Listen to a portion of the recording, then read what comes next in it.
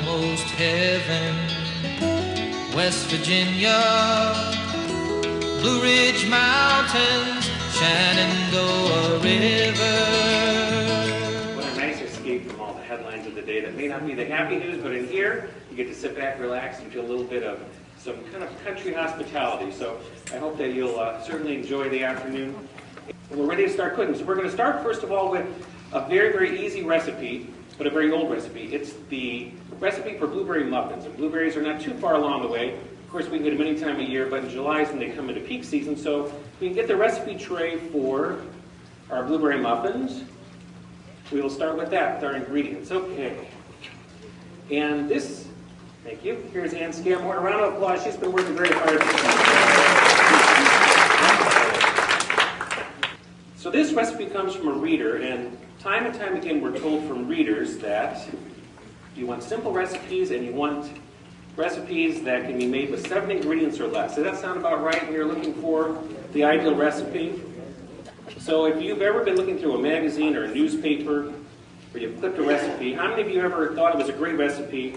You get about partway through and you see some ingredient that you think, I'm not familiar with this recipe and I don't know if I want to try it, or I want to invest in an expensive ingredient that is $5 or $6, because some spices can be quite pricey. So, and we're going to also add with our flour, and first we're going to start with the egg and the oil as well. So we got our sugar in, let's do our egg, and let's do our oil.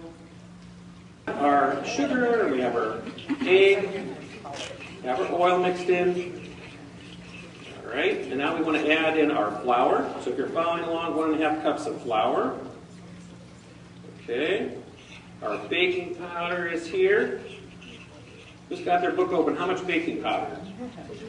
2 teaspoons. Yep, it's right here, pre-measured. Okay, ready to go. Wouldn't so many more people do cooking if everything was pre-measured?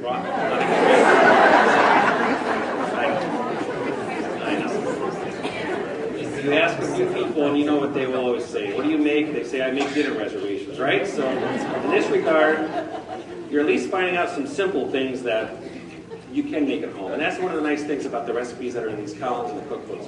They're tried and true because a number of them come from neighbors and from the family get-togethers and potlucks. Okay, so we have our flour in, notoriety. I met Mary Beth Schultz exactly 10 years ago with the Pillsbury Bake Off. So she was one of the finalists, the top 100. Put your head here and come in here and join me to get your slow cooker for the Pillsbury Bake Off. Let's hear a little bit about what was the recipe that you had that netted you that finalist spot. Chicken fajita quiche.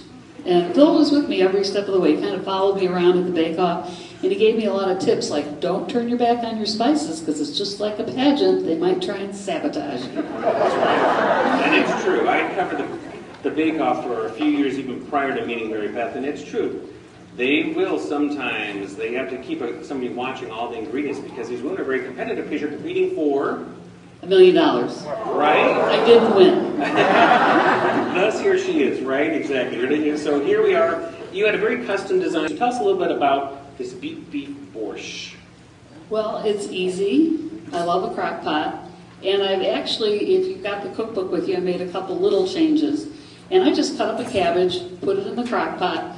And the stir-fry beef I get from Aldi's. It's like those chunky beefs. You put flour in it, add all your ingredients, carrots, spices, a little bit of sugar, a little bit of vinegar. But of course, you can get it at Strank and Van Til.